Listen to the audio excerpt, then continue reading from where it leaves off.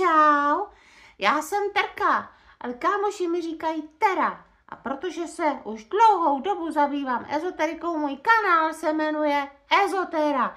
Takže pokud chceš dát like a odběr, budu ráda, aby se ty moje moudra dostaly k mnoha lidem. Já jsem o tom tak přemýšlela, že si založím ten kanál, když jsem včera jela metrem. A uvědomila jsem si, že vlastně všichni jsme na cestě. A to ať fyzicky, tak mentálně a momentálně, jako rozumíme si.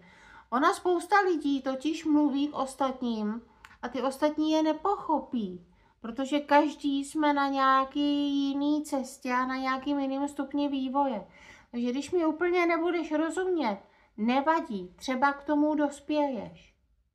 Ale já jsem ti chtěla ještě říct, že se pokusím každý den dát nějaký vtipný moudro na svůj kanál, takže můžeš čekat, co hezkýho se ode mě dovíš.